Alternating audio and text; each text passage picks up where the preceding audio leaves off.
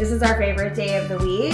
I have absolutely come to love this day of the week where we get to record. So welcome to season 1, episode 6 of the Open Door podcast. I'm Chelsea. I'm Bedford. And we're so excited that you're here. Yes, we are. So I feel like this week has been crazy. I just honestly have been so busy. But I feel like this time, and again, maybe it's just because the kids are gone and we get to just have like an uninterrupted conversation, but this time just feels like so special to me. It's a good time. It's a good break. It's a good break for sure.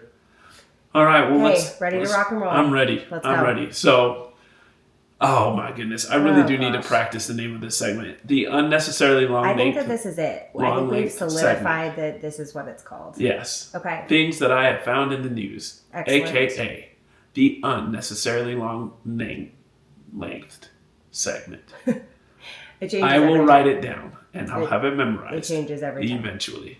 Or maybe that's just part of what this is like now everybody just gets to take notes on how many things you call it. That's right. Because it's so different. Right now we're 6 for 6 and it's different. Yep.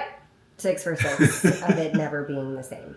But this one's the fathers that have made a poor... No, not fathers. Husbands that have made a poor decision. I like that one. Yeah. I'm already ready. Yeah. Yes. So I like picking on other husbands because I don't make poor decisions. Because you're the perfect one. I am. And right. so... Or... No. Oh, okay. We're just going to leave it there. Don't you or me. Got it. Don't you or me. You're right. Okay? You're right. So for this first part of the segment, I'm going to show you a picture of a husband who has made a poor decision. Now, this picture is going to be up on the podcast for you, but I just want Chelsea... On the visual format on YouTube, you'll be able to see this photo. Yep. So, Chelsea, will you describe to me what you are looking at right here? My wife is having a baby, but I chose to be here Roll Tide. So, in the picture... This man is holding up a sign at an Alabama football game, and... it says, my wife is having a baby, but I choose to be here. Sir, your name's not going to be on the birth certificate, is all I'm saying. I don't think when you return, like, they're going to say, ma'am, are you okay with visitors? And she's going to say, none, absolutely zero. Like, you're going to get a call when you're in that bed, like, ring, ring, ring, and you're going to answer it, and they're going to say, ma'am, your husband says he's here, and she's going to be like, nah, I don't have one. I don't know what you're talking about. Okay, so you know what I like to do? I like to play devil's advocate. Okay? Yeah, it doesn't matter. I love to play devil's advocate, and this is what I'm going to ask you. Did this man just set up the perfect precedent for the rest of his life? Football over everything. No one's ever going to question whether they want... Okay, here's the I'm assuming that... this is such a ridiculous assumption. I mean, I'm assuming that this wife said, sure, go ahead, go to this game, and then went into labor, right? And then maybe he couldn't get home. Like, that's my form of devil's advocate right here, is like, she's having a baby earlier than she thought, and like he can't catch a flight, so she said, well, at this point we're screwed anyway, so you might as well just go to the game. And then he made this sign that says, my wife's having a baby, but I'm here. That has to be the case, because if it is not, he didn't set the perfect precedent, because he's now single and paying child support. That's what I'm telling you. For me, I'm like, yeah, wife's at the hospital. It's probably a university hospital right next to where he's at. Sure. And he's like, yo, let me catch this game for 3 hours. Just hold on. Yeah, just hang in there.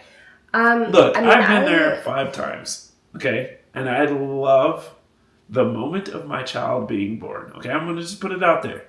If you say one word about how boring it is waiting, I'll punch you. It wasn't exciting. Okay. So here's the thing. Just because you get a choice, can we just talk about, too, how they're like, would you like some food, sir? And I'm just like, I would like some food. Remember that one time that you guys ordered Zupas?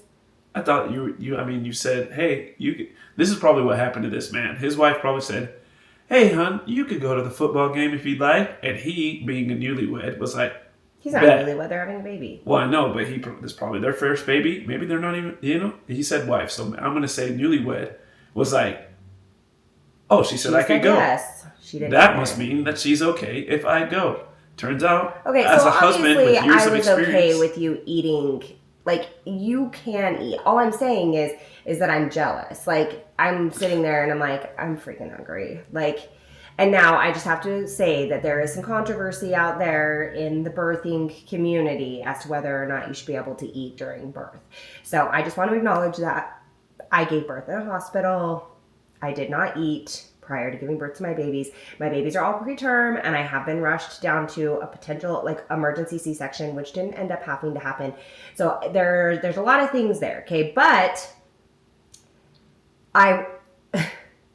it sucks, is all I'm going to say. Like, watching everybody around you, like, eating, taking a nap, you're wishing you were dead because it's so uncomfortably painful until you get an epidural, if you choose to get one.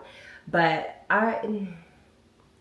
So here's my thing. Okay, I'm sure that it's like, and honestly, in today's day and age too, it could totally be a setup. Do you know what I'm saying? It could be a social media setup. But assuming that it's real, I hope he has a good job so that he can pay for himself and his child for child support, and alimony probably. That wouldn't fly. I'm going to ask you a question. Okay. I'm going to stand up for the husbands out here who get. Remember when you said you were the perfect husband? I'm going to stand up for the husbands out here, okay? Because Right. none of the wives know this, okay? Especially the wives that are having a baby. Have you ever sat on the guest couch? Just say it. It's all, like, granted, your job is hard. Birthing, it's harder. I'll give you that. But the couch that they put you on is a tragedy. Okay, but sir, I let you go home and sleep in our bed at night while I had to sleep in the hospital. It's a nice bed in the hospital. Was ripped open. Listen, I don't care. For how much this costs, I don't care. I just feel like the hospital. You said you were the perfect husband. You are. No, I'm standing up for my guys. Look. No, I don't care. You could sleep on a pile of rocks. That's pretty much what it is. Perfect. Because my business will likely never be the same. Yeah, but you... And then after that, I am so painfully uncomfortable. And have you been in the hospital bed, sir? It's not... I have been in the hospital bed. I died one time. See, that's fine, but it is not the same. It is way better than that couch. When you are as uncomfortable as you are, and then every 2 hours, the nurse is coming in, and she's like, "Hi, Mama." Puts on her sanitizer. Mm-hmm. Okay, well, I'm just here to give you your meds. Here you go. How are you feeling? Let me shove on your bladder and your uterus. It's like punching you. And just squeezing blood out of you. And you can't even go to the bathroom by yourself. After you go to the bathroom, you have to spray yourself with warm water because you can't even wipe. Like, I don't care about the couch. Look, here's the thing. I don't care about the couch. As a supportive husband, the reward. We're towing the line of that right now. I don't know. I'm supportive. I know it's hard. I'm not trying to take away nothing from the glory that is child rearing and bringing a baby into this earth. Okay. But have I slept on that couch? I'm just saying. Actually, I have. When your heart stopped. You didn't sleep on it? Yes, I did. Yes, I did. Okay. Okay. So what I'm telling you is, having done both, I'd take the couch. The couch. No. The couch. Just I'm saying. sleeping. I'd rather sleep on that couch every day. That's for not the same couch. It's the same. It's not the same couch. It's the same. No, that would. Next. We got to figure that out. Hospitals. Let's put our heads together. There are a lot of things that I feel like the hospitals could do. Especially in the maternity ward. Yeah. Especially in the maternity new blankets. Ward. Okay. But here's the thing, and I will say this: if you're having a baby for the first time, get your husband out of there at night. I am not joking you. They make it worse. Okay? Okay. I'm not joking. But it's because I was already being woken up all the time by the nurses. And then the nurses would wake up my husband, and then, or Bedford the snorer, which like is fine. Okay? He probably needs to have his septum fixed. Okay? Here's the thing. The less people in that room that you have to worry about, the better. And your spouse goes home, gets a good night of sleep, comes back the next day with breakfast, and is like, hey, and then you can take a nap while they're there. They can be with the baby. Like, it is my first couple babies, I was like, I really want you to stay with me. After that, I was like, go home. Like, get out of here. Get out of there if you can.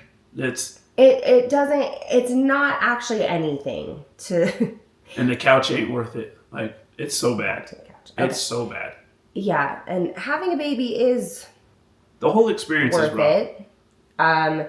But so uncomfortable. And then you get a bill for like $500,000 and you're like, we couldn't spend $6,000 on a couch that would just That's what I'm saying. That's what I'm saying. Okay, I get it. There's like, or the blankets that they offer a newborn baby. What are we doing here? Why are we not in a time where you guys can afford some like muslin or something? Why does AutoZone have better towels? That's what I'm saying.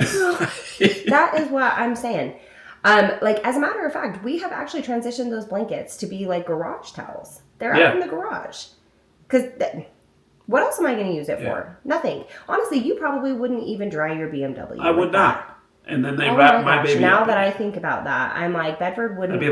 If Bedford walked outside and I was drying his BMW with a blanket from the hospital, he would come unglued. I would lose my mind. He would come unglued. And yeah, I'm putting my baby in that? Not a chance. Not a chance. Trying to sandpaper the nice cover, the coat? Yeah, well, sandpaper our baby. No, absolutely not. Maybe that's why they have eczema. It's true. It's all a scam. All Big right, Pharma. what's the next one? We see you. We see you, Big Pharma.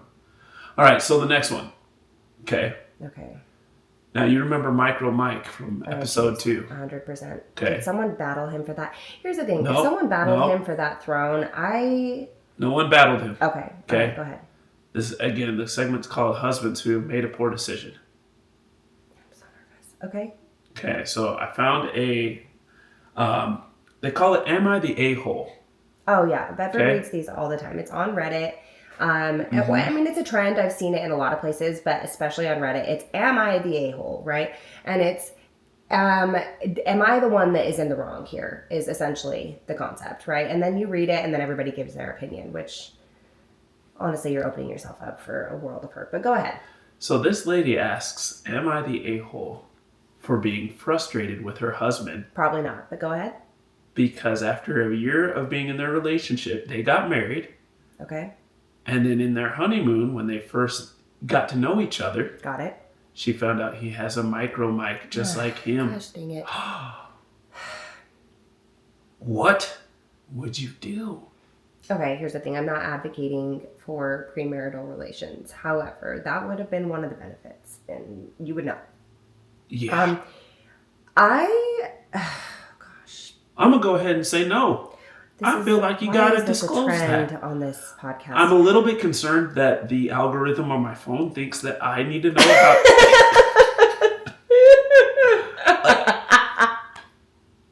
I feel like it's delivering it to giving me. You enhancement surgery suggestions. There's a local doctor near you that would be really good at this. Had one podcast, and now everything on my phone is like... Do you need surgery?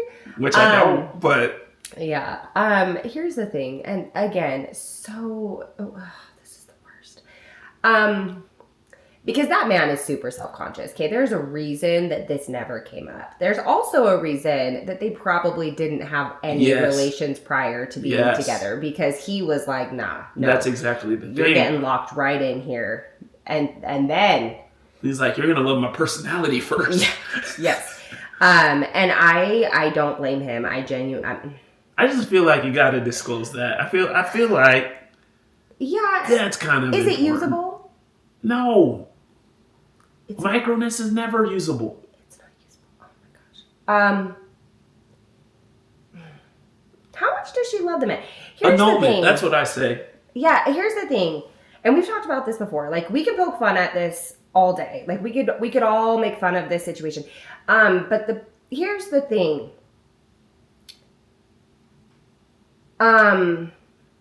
Intimacy is such a huge part of a relationship.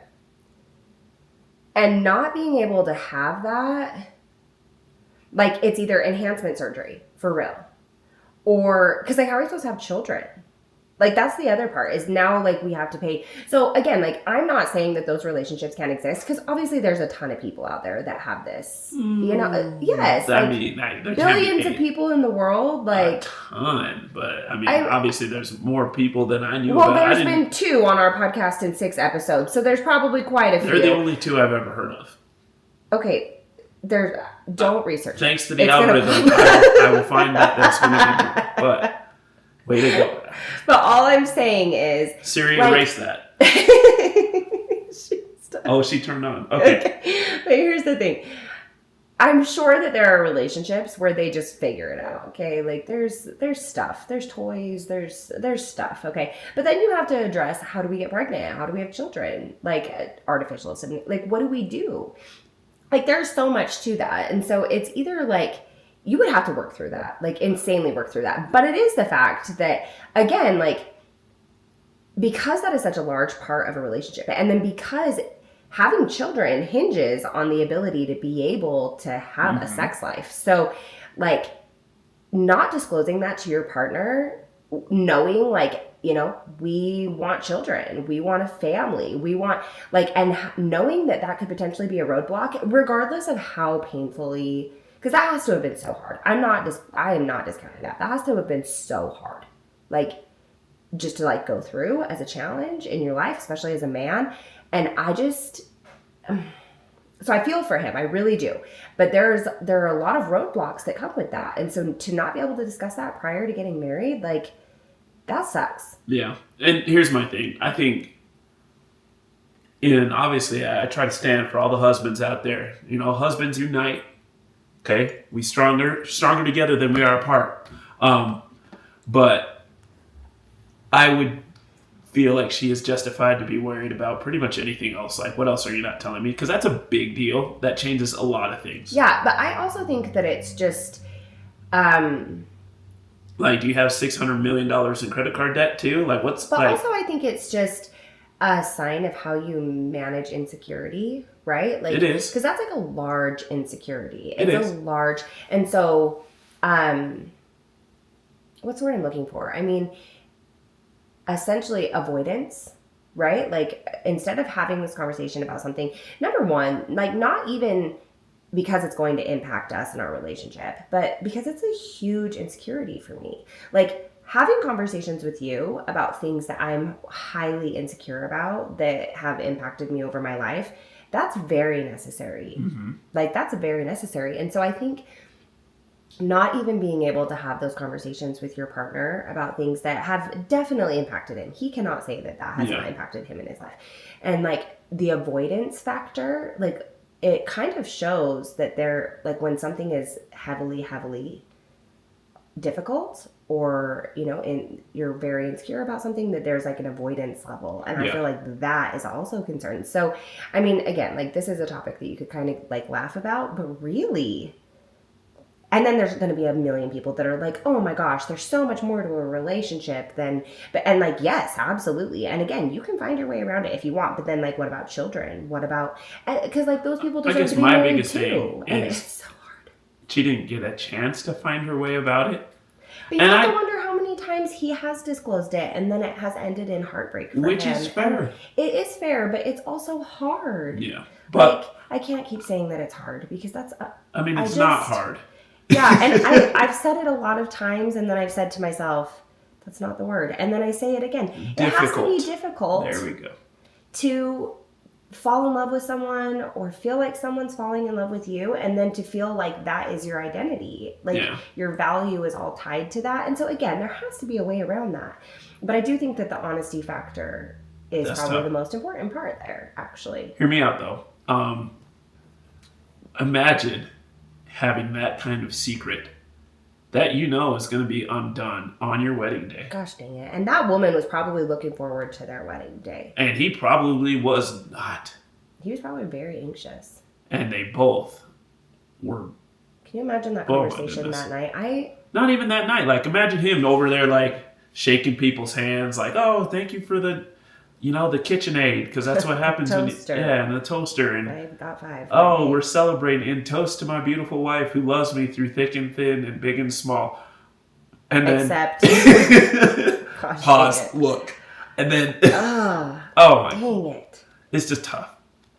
Just a tough situation to be in. That sucks. The honesty factor for me, that does hurt.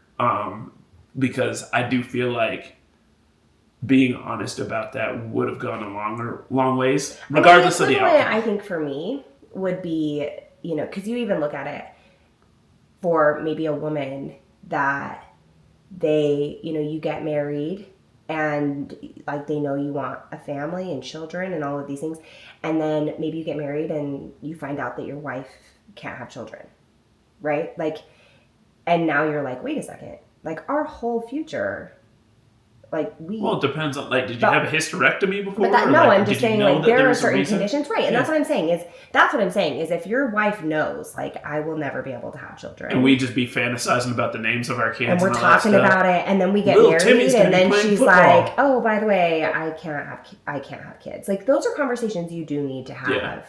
especially regardless of how uncomfortable. Because for a woman, especially a woman that wants children, to be able to say like, my body doesn't function appropriately to be able to carry children or have children at all. I can't even get pregnant. That's a really hard conversation for a lot of women to have. Yeah. And so, like, that is the equivalent, is just to say, like, oh my gosh, I can't have kids, you know? Like, but then not tell your partner until after you're married. It's conniving. Yeah, it really is. It really is. That's so unfortunate. That's tough. Okay, so. All right, well, for the main part of the segment, I did something kind of crazy. I had a topic. Was it expensive? It wasn't expensive. Okay. Stop. I'm just saying. Who's the expensive one in this relationship? You. No. 100%. Give me a break. Okay, so I had a topic, and then I thought it would be kind of crazy to ask people what they wanted the podcast to be about. Oh. And see if we got any bites. Yeah. And we have a few. Okay. So today's episode is actually just going to be super random conversation. Is it mailbag? Yeah. I mean, it kind of depends. We have quite a few. We can either just pick one and talk about that the whole time, or we can answer a few. What do you want to do? Mailbag. Let's answer a couple. Okay. All right, let's do it. So let's just pick a few out of here, and then we'll just kind of see how many we can answer and go from there. Yeah. Okay. So the first one is, it says, showing up for yourself allows you to show up for your family, right? And I think that essentially the conversation around this is after you have children. Ooh. And this is actually a really interesting topic. And honestly, we could probably spend the entire podcast on this topic. Because I am going to maybe take a few liberties, and I'm going to branch off and like share an experience that I had on social media the other day. So I follow this sex education therapist. Okay. And her husband.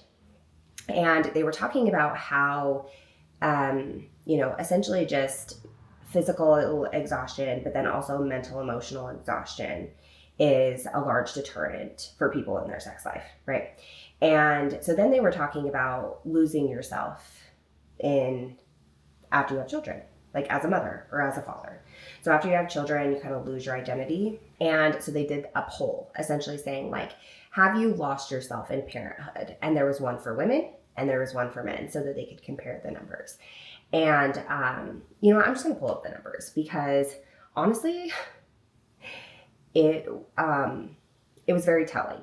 Okay. So, the numbers were, and there was like an array of answers. So the answers were like, yes, majorly, to some extent, in the past, but I'm feeling better, and no, never. And the only two numbers that I'm really going to focus on here are yes, majorly, and no, never. So when they asked women if they had lost themselves in motherhood, there was 27% that said yes, majorly. And for women, it was 9%. Or for men. Okay. So women said, 27% of women said, yes, I have majorly lost myself. altogether. I have no idea who I am. I don't have an identity, etc. And men or fathers, 9%. So a third the number. Correct. Okay. Correct. And then no, never. For women, saying no, that has never happened to me. I don't get it. 4%. Okay. For men, 35%. Sounds about right. Right. And so I have been having conversations with a few people over the last little bit about why that is. And how easily that happens. And so maybe like, what do you think, even just because you're home now, right? And maybe I think you're seeing a little bit more like what women see when their spouse is working all day.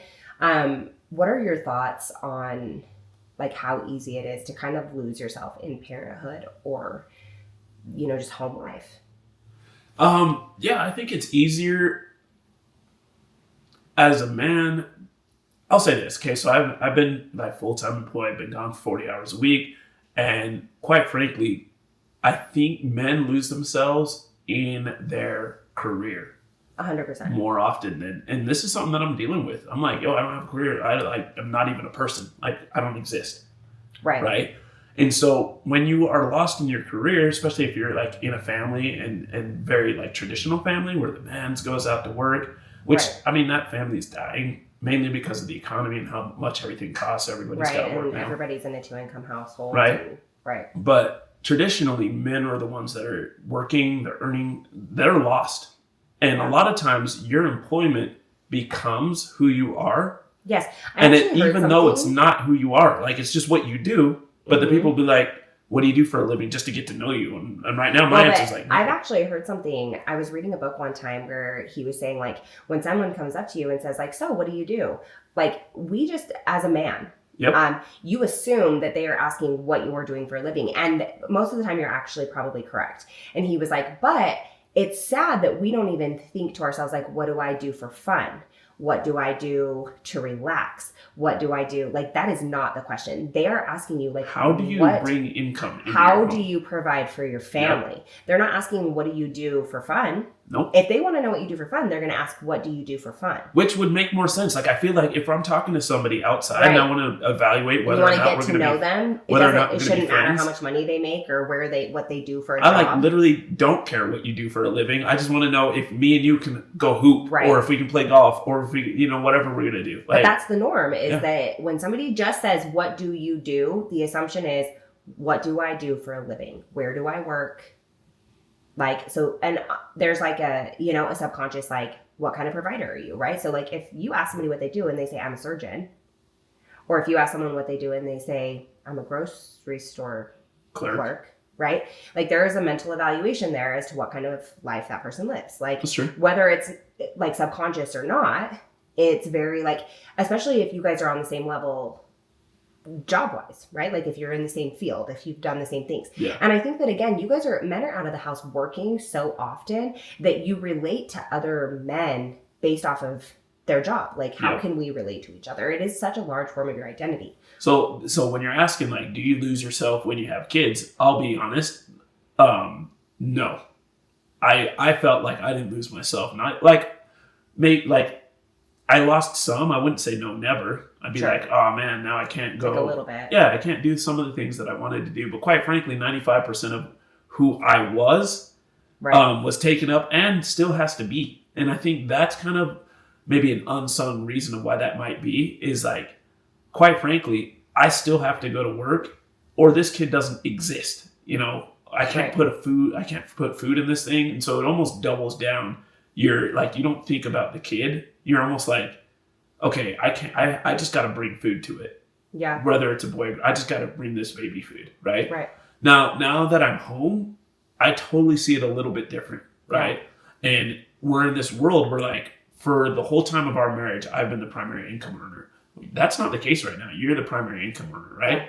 And so now I'm at home and I'm like, oh, I got all this time. I want to do this. I want to do that. I've got all these projects. I'm still trying to work. Like, we're hustling, guys. We've never worked more. We are not like, but I don't have to be anywhere at 9 to 5. I can do my work whenever I want. If it's at 1 o'clock in the morning and that works, like I can do whatever I want. It's beautiful. It's a wonderful thing. But like now I'm like, well, crap. Like the baby's got this, the baby's got that. The kids are doing this. I've got all this free time. Yeah, it's like technically I don't have anything except for I do have. Like Sloan is with me 95% of the time, which is crazy. Like, and we have a different relationship than any of the other kids. Sure. And so now I'm like, it's funny because initially my thing was like, I got to find out who I am. What do I do? Am I going to play more golf? Am I going to go like, I'm literally like tinkering around with mountain biking. I'm like, dude, am I going to do that? And realistically, I'm not doing any of that. Yes. Yes. I'm not doing any of that. And now I could say that it's not because of my work. It's legitimately because of my kids. Yes. And so I can see now, like, yes, my kids are taking away my identity, and it has nothing to do with my work schedule, because my work schedule is whenever the F I want it to be. Right. Right? So. Right. Well, and I think that that's exactly how mothers feel. I mean, I think that you also can probably even more so relate, because if you think about it, and I always give this example, this conversation, this is going to take the rest of the podcast. I'm just going to let everybody know that this conversation is going to take the rest of the podcast, because there's so many like layers to this. But I always make a joke that 90% of the time when we go, let's say we're going to a birthday party, like a niece's or nephew's birthday party, when you arrive, and maybe more so now that you're home, this is different. But when you were working, when you arrive at that party, you know we got a gift. You don't know what it is. You didn't even think about it. You just know we got one, right? Yeah. Like, because there are little things like that when you're working full time, which again, you're out of the home, right? So it's like, it's not like your availability to go get a gift was, but I always make these little jokes, and like you've made a lot of these jokes recently on your Instagram. Yeah. Like, hey, what size is our kid's shoe? Or like, like, I took my kids to the doctor's appointment, and I legit was like, hey, hold on. Like, they were like, does she use feet for foot? Like for multiple feet? And like, was it feet for foot or men for man? I was like, how the heck would I know that? Like, or they like even checking her out of school. I was like, I've never checked any of my kids out of school without you being there. Not one. That was the first time ever. Right. And so I'm like, first off, the door's locked. I'm like, okay, I can't even get in Which here. we're grateful for, for the record. For safety. But that wasn't the case when we were kids. When we were growing up, when I was getting checked out, you could just walk on in. Yeah, you just walked in. So you might not even tell the teacher. Known that. Right. Right. So anyway, I walk up. I'm like, the door's locked. And I'm like, dude, no, I can figure this out. I'm a big boy. I'm not going to call Chelsea. I find a way. Hey, Chelsea, the door to the school is locked. Do I go around the back? What do I do? And it's literally the elementary school that I went to. So I'm like, I didn't know this door could lock. And so now I'm getting into the office, and they're like, all right, I need you to do this. And I'm like, okay. And they're like, do you know what the teacher's name is? Like, sure don't. You got to Google that. And then the lady was like, okay, well, your daughter's, Mimi's in this class, and she's going to be out here. And it's like, all right, do you know how long you're going to be? I'm like, nope, no clue. Like, is she coming back to school? Maybe.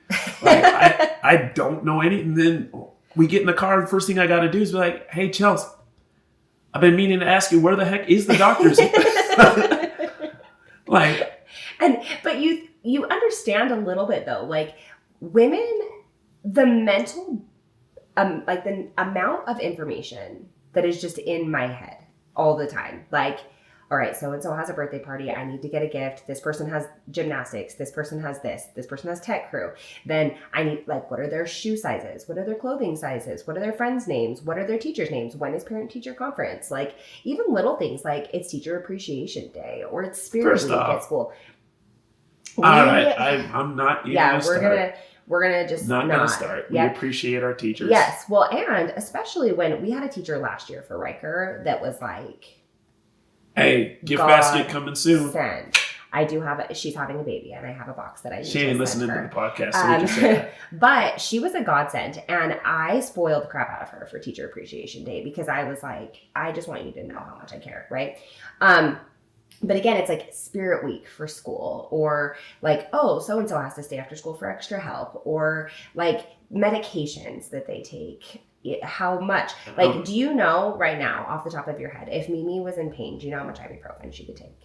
Not off the top of my head, but it says it on the side of the bottle, so I'm right. But what I'm saying is, like, I know those things, but it's because I do them, right? So, like, obviously, if I was to go to your workplace when you were working a 9 to 5, and you were to be like, all right, go for it, I'd be like, nope, not a chance, because that's not what I do, right? But like the other crazy thing, and this is just like another, is like when you were working, if you were going to the doctor, like let's say you had a doctor's appointment, you didn't even need to tell me when it was. Like you just kind of knew, like, oh, that's not true. No, because you scheduled it. Let's call a spade a spade. But what I'm saying is, you knew where it was. I know what I'm saying is, like, you didn't need to be like, hey, is it cool if you stay home with the kids so that I can go to the doctor? Like, it was just an assumption that you were going to the doctor by yourself. Yeah. Like, however, I was like going to get my annual physical, and I've got Naomi there with me because you were working and I couldn't find a babysitter. And she was like, why did they cut your lady parts? And I was like, okay, they didn't, that's not what happened. Like, but it's just this with women, if we want to go to the doctor and we don't want to take all of our kids, we have to find a babysitter. But with men, it's kind of just like, I'm just going to the doctor. You don't even have to think twice. Like, do I need to find someone to watch the kids? Like, there are just so many weird things like that. And so I think that it's just so easy for women. And then again, like, and maybe we transfer the conversation a little bit to like, and I'm really grateful that you're this way, just for the record. But Bedford has never been the type of man that thinks like, okay, well, I'm just going to go to work and then I'm going to come home and then that's it. Like, I made money and that was my only responsibility in this home or for my family. Like, he has always been the person that comes home from work and he's helpful with the kids. He cleans the house. He helps, you know, because this is his house and his kids too, right? Do you have any thoughts on that? Like, as the topic as a whole? Because I feel like it's very controversial. Well, especially now that I'm home now. I didn't think it was that big a deal. Honestly, I was kind of like, well, I guess that's fair. But now I'm home, I'm like, golly. Like, no matter what I do, it gets undone. So, I mean, and like, obviously, I trusted you. You'd say it. I'd come home, the house is tore up. I'm like, yo, did you do anything today? And I'd be like, She's I've been on sure these feet all freaking day. I sure did. And I was like, all right. She said, I trust you with all my soul. But now I see it, and I'm like, yo, it's amazing the house was that dirty. It could have been way worse. Like, because no matter what you do, with 5 kids especially, like, we don't have a single quality helper in the house. Like, our next useful member of our family is our Traeger. Let's call that. Yeah, and it has a hole almost burned in the back. Yeah, so that our Traeger's super helpful. Need to know. Our air fryer. And then comes like... And our Dyson. And then after that, it's Jax. And then Naomi, actually. But actually, I would say Naomi's a better cleaner than Jax. When told. Yeah, it's like, I feel Naomi might be number 1 cleaner. Maybe. Jax is number 2. Maybe. And then the rest of them are just useless. That's all there is to it. Completely. Useless. And Naomi is, but I guess what I should say, the cleaning to mess ratio is better for Jax. Mimi is the destroyer of all things holy and good. Everything. And that's actually what I was going to bring up is like, if we're being very for real right now, Bedford is having an actual panic attack every single day. Like, my kids will come upstairs with a box of toys and he's like, no, please, we about to throw away everything. Go put that back. And I'm like, Bedford, what are they supposed to do? Just like sit and stare at the wall? Like, he can't. I thought that I had no toys because we were poor. And I'm wondering now if it was because my mom didn't want the house to get messy. I mean, it was probably a little bit of both for both of us, but I also think like I had a lot of stuff. I remember this one time so you've been in my parents' house. The office that my mom has upstairs used to be like a toy room. Okay. And I remember, the floor was so bad you couldn't see anything. Like, you couldn't walk in there at all. And I just remember my dad coming through there. Dad, if you're listening, I hope you remember this moment. I'm about to pull a Ken. He came through there with not one garbage bag, but a whole box of garbage bags. And everything we owned went in those garbage bags. And he was furious. He was so furious. And I feel that now as a parent. And I've actually done that. And then I text a picture of those garbage bags to my dad. So, well, I'm about to do it again. And the girls are going to be like, no, I don't believe you. Yeah. Okay, I will say this idea came from Grandpa like Ken. A little bit. Wasn't me. Grandpa Ken did it first. I will say that we have like a really good organizational system for things when we are following through with it. And there are periods of time where we're really good with it. And then there are periods of time where we are so busy, like right now, where Sloan will be home by herself and we are desperately trying to get work done. And she'll come down and, okay, so let me rewind. So our game cabinet, which has like all of our board games, has all of the things that have a lot of pieces, like blocks, magnets, you know, like those types of things, puzzles. We have a game cabinet and it locks from the inside. So they do have to ask for a key to get to it, right? And when we're on our A game, it gets locked. They get something out. Then when they want to put it away, and it is annoying because it requires us to be like, oh yeah, sure, let me come and unlock that for you and help you switch something out. And sometimes with kids, it's like, I want to switch it out a minute and a half later. Now, with our girls are huge pretend players, like especially Naomi and Sloan right now. And you know how it is. Like if you're a parent, you know how this is. And maybe I'll ask Bedford. You go to the store. You buy Peppa Pig's house. What comes with Peppa Pig's house? Well, like Peppa and then one of the other families and some sort of shoe that I'm going to vacuum up. Sure. And then you go and you get Peppa Pig's school. And what comes with that? See, my question is, why do we need all that? Because that's what I've got to be asking. Because they love it. But what comes with Peppa's school? Another Peppa. And some other stuff. And so we have support character. But it's like this with everything, right? So as our kids have gone through these phases of loving Peppa Pig or loving Bluey or loving whatever, there's like a million characters and then there's a million little things. And so we put their toys in bins and we put them up in the closet in the baby's room. They only have a few bins that have toys in them that are accessible. And if they want to switch it out, then they have to pick all those toys up and then we go and switch the bins out. And when we are on our A game, that works really well. We are on our A game? Yeah. Okay, just give me a chance. Yeah, no, we're just when we're doing really well. I just want to remind everybody that I'm the breadwinner in the house right now, and I am very busy. I am a very busy woman. All right, an extra special, really. So these are new habits. Yes. I'm always on my A game. Okay, I'm not. And so when I am on my A game and I'm not just like, oh my gosh, Sloan, I have got to get stuff done. Yes, sure, whatever, just have it. I don't have time to come in here and clean up all the Peppas so that you can have the Blueies. Just take the Blueies. That happens sometimes. And then it gets really messy. And so, but it's hard because you talk about screen time, right? And you want your kids to have not very limited, but you want to limit your kids' screen time. And so then you want them to have things to do that they enjoy. And Naomi is the destroyer, but it's because she loves playtime. She is the smallest screen time consumer in our household. Yeah. She will bring all of her toys out and suddenly it's just a Bluey, Peppa, like Gabby's Dollhouse, Paw Patrol, Polly Pocket World, Calico Critters, which freaking, can we just talk for 2 seconds? The Calico Critter things are so annoying, but they're so cute. Like little teeny tiny ice creams. They're so cute. Yeah, that's the first bin that's going to go. No, it's not. They're so cute.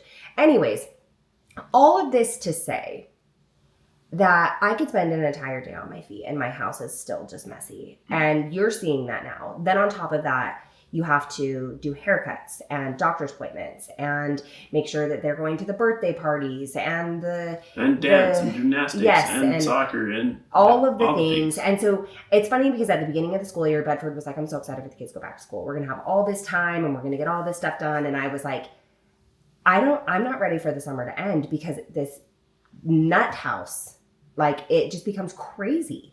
And he was like, I still think, and in some ways I will say it gives us more time. It has been better. However, are you getting as much done as you thought you were going to get done? I'm not getting as much done. I am dreading summer though.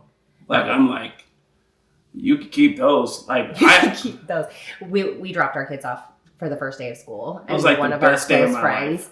She watched her son walk into school and she was like, he's your problem now. And I was like, I was dying. Chelsea was like in tears. I was like, get out of here. Well, it's because Naomi was really having a hard time. She was so nervous. But anyway, all of that to say, and we can kind of circle back to this question then. So what do you do when you're losing yourself in parenthood? Okay. Or since we don't know who's listening, I mean, the reality is people that are listening are probably moms. Yeah. Or even professionally. But I think I'll say this. Men are better, especially working individuals, are much better at saying, I can draw, well, to a degree, but it's easier to draw the line being like, I've got to do something for me because this wasn't for me. Absolutely. Now, when you're a mom, it's hard to do that because, quite frankly, your baby is more important than the job. Sure. Let me ask you a question. Yeah. I saw a representation of moms versus dads and responsibility, right? With like at home as like a stay-at-home mom or a working mom, but also staying home versus like someone who is just in the workforce. Okay. Yeah. Not just in the workforce, but working full time. And I want to know if you think that this is an accurate representation now that you've done both. So there's 100 balls. Okay. And for the dad, he holds a basket and he goes over and he stands in one spot, and the balls are kind of like spread out, but not so far. He can kind of just move the basket, because the representation is that it's like the job is you have these specific responsibilities. It's kind of all laid out for you. You work this hour to this hour, you come in, you make money. And so he's kind of just holding the basket and is kind of just like, they're very catchable. It's still 100 balls though, right? But then for the mom, there are also 100 balls. So responsibility level, like the balls are the equivalent. But there, she's like running from place to place to place, trying to catch them, because everything is so diverse. Like, it's like, I have this child that needs this, and then I need this, and then I need to make dinner, and then I need to go over here, and then I'm over here. So balls are kind of just dropping because she cannot physically catch all of them because of how diverse the things are that are being asked of her. Would you maybe feel like, because it's not to say that your job isn't hard or it's not difficult, because I don't think that that's what people are trying to do. I would maybe say that it's like difficult in a different way. So maybe the 100 balls that the man has is a little bit heavier, like, but they're in the same space. And I think for me, like mentally, like it was way heavier, right? Now that I'm home, just I'm in like, the sense that you're the provider, or what? I'm the provider, the stressors that come with that, the jerk of a boss that you're working with, the system, Sure. Or like the contracts that are not coming Sure. for no reason, the communications that you're like, there's so many little things that you're like, and especially maybe it was specifically because I was in sales, where it's like I could get a phone call in any day and just be out of a job, and it's literally for no reason. Sure. So I think the mental weight of that might feel heavier. I don't feel mentally heavy. I do feel tired and run. Yeah. Like, maybe you're right. I do have to run around and do this. But I'm like, quite frankly, I just don't feel like, other than like maybe the doctor's appointments and maybe a few key meetings with teachers or something like that, I don't feel like any of it is existential. Where when you were working, you were like, if I don't do this doesn't then we work don't get out, money. My house is gone in 2 months or whatever it is. Sure. And so like, I feel like it's a little bit different. Yeah. And then now that now we're both sharing the existential struggle and running, and I feel like it's a little bit, would you say this is easier or harder? What do you think? Because for me, I'm like, I wonder if I just have fresh legs because it's a new trial, right? Mm-hmm. And for me, it feels a little bit mentally easier. Like, I still get stressed out, like, because we haven't won what we're trying to win yet. Like, we're in a good spot. Sure. But like, at this point, like, I don't feel know what like you think. I still maintain most of the stuff that requires my brain. Your know-how. Makes sense. Yeah. So I think that even though you're here and like you're helping in the house, that's helpful. You're going to pick the kids up from school. That's helpful. Like, and you're helping with our job. That's helpful. And so I feel a lot of support in that way. But I do think that you're right. It's like holding a weight over a long period of time. Like, if you had a newborn baby and you pick up the baby and you're like, oh, they're so light. But after 30 minutes, you're like, gosh, my arm hurts. And I think that that's probably a good comparison, in the sense that like my brain has been retaining and holding all of this information for so long. And I'm having to like remember stuff that I've never even cared about. I'm still going to parent teacher conference, but now I get to leave the kids with you, right? Yeah. So there are pluses and minuses, but like I still go to parent teacher conference. I still understand all of their testing. I still understand like where they're at, what they need, how they need to change. I'm the one that goes in and talks about their behavior, like, kind of figures those types of things out. And so I think that I'm still carrying the same load in some ways, but there is relief in others. And so I don't necessarily, again, like I don't ever feel like, because I've worked in the workforce too, and so, but I don't know, personally for me, and maybe it's just because, again, I've been doing it for so long. I've never been the breadwinner until now. And I don't anticipate being the breadwinner for long. Like, I do think that this will be a joint effort that we are mutually providing for our family together. And quite frankly, like, I feel like I couldn't do what I have done without your support. And so I don't, it's fun. And this is just part of our relationship, and it's something that I appreciate. But like, even saying like, I did this, I built something that is providing for us is really hard for me because I'm like, no, we did this. And Bedford will be like, no, like take your credit. You did this. And I'm like, but like we recognize. Like, I helped here and there. 100%. Yeah. Right? 100%. But I didn't do the day in, day out. There was suggestions here. There was sure. Like, or like being in the videos or helping me edit or whatever. And so, but I personally think that being a stay-at-home mom 24/7 is the hardest job I've ever had. Yeah. Because there was no interaction with other adults. That part. And it's especially when you don't have a partner home with you. I don't have the ability to be like, all right, I need a break. I'm leaving. Where now that you're home, I can be like, I'm leaving or I'm taking a nap because I need a break. And it's the same for you, right? Yeah. But when you don't have a partner, especially when you were traveling, like that becomes so incredibly heavy. Babies are draining. Like that's the one thing. Like I love my slutty baby. Suction. She literally spends 95% of her time now with me. A lot. Yes. Like, just the way that it's worked out. But like by the end of the day, it's like, hey, princess, I could totally make dinner without you. Yeah. On my hip. That'd be nice. I could do it and not hold you. So I guess then the question is like, what do you do, whether it's your job or whether it's parenthood, and we'll discuss a little bit of both.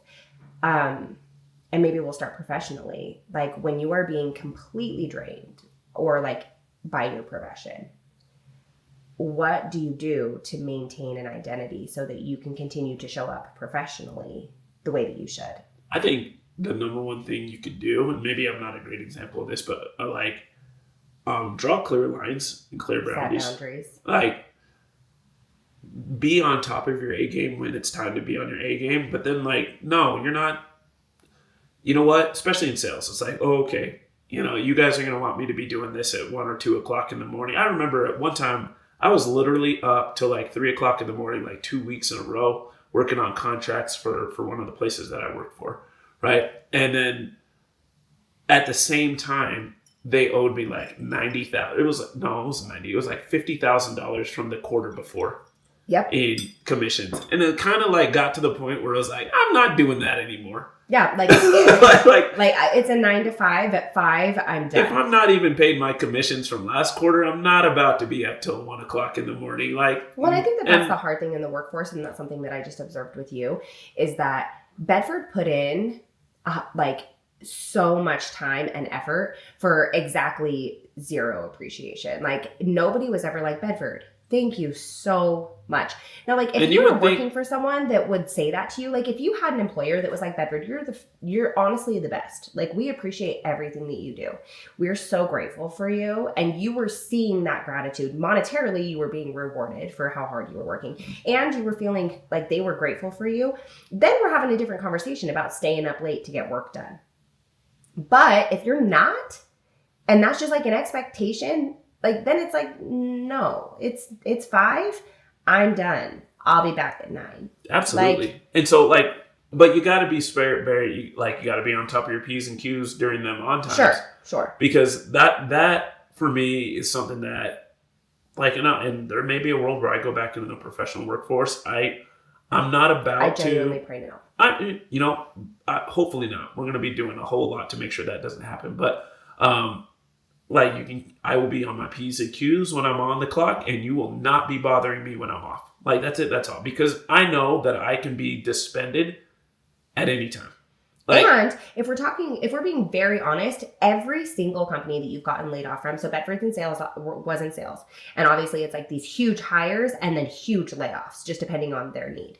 And we're probably $100,000+ short because what they do is they let you do all the work and then they lay you off right before they pay you your commissions. So if you have large commissions coming, you can it's almost like you get these big sales and you're like, I need that contract. Like you're so proud of yourself. But then at the same time, you're like, this puts a target on my back a little bit because the company's like if we're going to do layoffs and we owe him $60,000, should we just and so we have lost over $100,000 in commissions that Bedford has worked to get because that's how they structure it. They lay you off on purpose prior to paying you your commissions.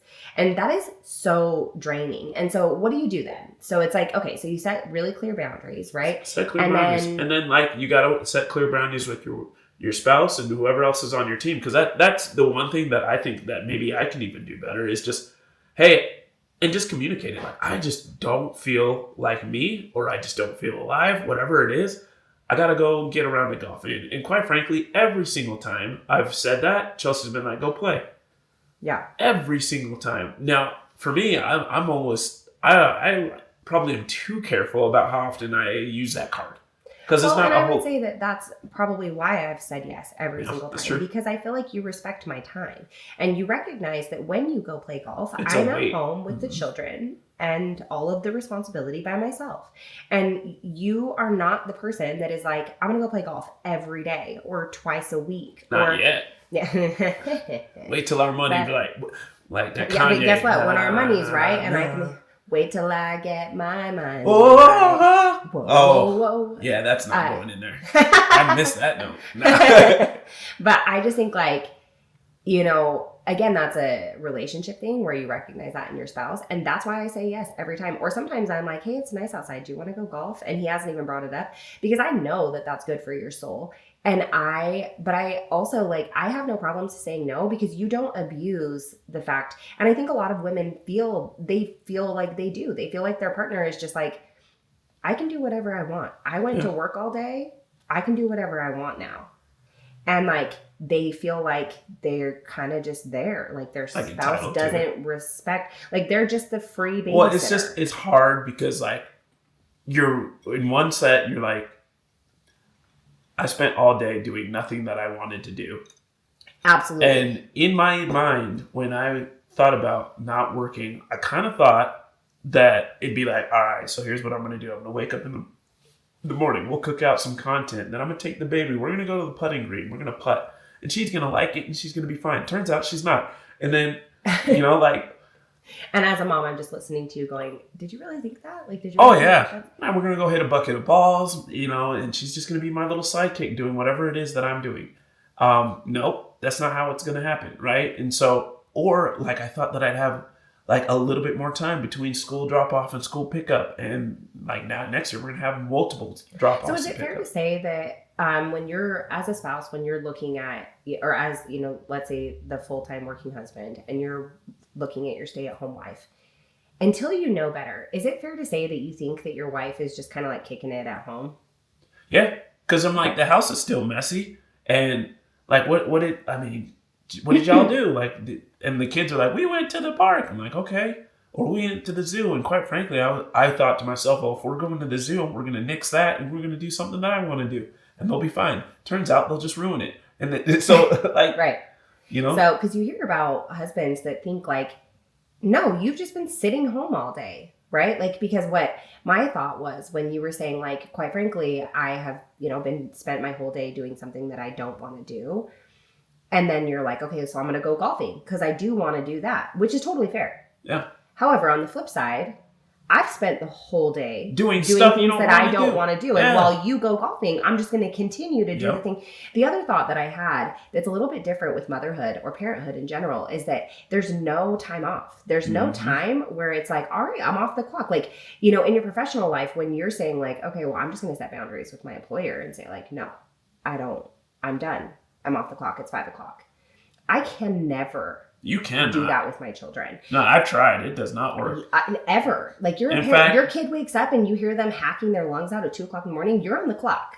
Okay. Like the harder you try to get off the clock, the harder they try to put you on. Like they're punching you right back. Last night for sure, I was tuckered out because the last couple of days, Chelsea's been out and about doing stuff. Right. Getting Maya's hair done. She went to an event the day before or 2 days before. She's been doing a lot, it's right? Been so busy. And so I've had Sloan, and there's been times where I'm like, Sloan, I need to get some things done. Here's my phone. You want to watch some Bluey? Hey. And she could sense it. She's like, oh, he's trying to get me to watch some Bluey. Guess what I don't want to do? I am not watching no Bluey. I'm not watching none. There will be no Bluey watching here. Like, you know what In fact, let's play babies. I'm going to sit on his lap. With all 12 of my Barbies. And I'm going to spill some water on the couch. maybe some juice. And that's what we're doing. We're not watching Bluey silently. We're doing anything but. 100%. It's exhausting. And I think that that's why a lot of women are like, hey, screw you. Yep. Okay? Because number one, you go to work, you clock out, you come home, and you get a paycheck. Like, Yep. you get a paycheck. They say, hey, here's your reward for your job. Okay? Now, whether that paycheck is smaller than you want or whatever, but there's at least like a quid pro quo here. Okay? You do the work, I get a paycheck. Now, with Parenthood, it's a 24/7 clock. You are always on. And in the night, you are on call. You are never gonna get released. Like, honestly, it's just always. And then there's no thing, like, it is there half the time. And I would tell Bedford, I'd say, I go to bed at night and I feel like there's no reward for the work I did. Like, I cleaned all day. I don't got a clean house. Yep. I made dinner. No one wanted to eat it. Okay? Which we're fixing that. That is I my don't next like cooking, project. so it's I'll be making more But dinner here's the thing, like, than everybody will eat. I did this. No one said thank you. I did the laundry and then I folded it and put it in their room. And the next thing I knew, it was all back in the laundry, folded still. Like, what happened? And so it's just like, you feel like you're working for nothing all the time. So because this episode is getting long, things that I do as a parent to take care of myself so that I feel like I can show up as the best version of me for my family. Because was the question that was asked. Yeah. But I feel like it's like an onion. Like, you just peel back layers and layers.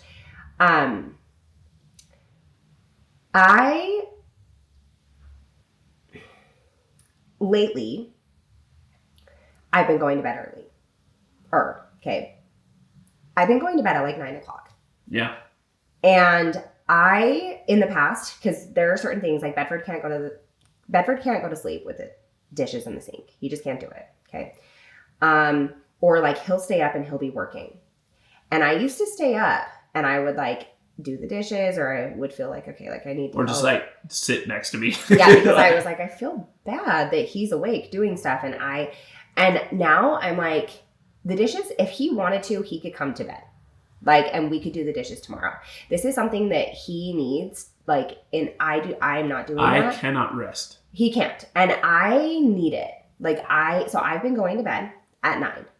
And I put my kids to bed. Which I have suggested for years. Yes, he has. I put my kids to bed and I go to bed at 9 o'clock.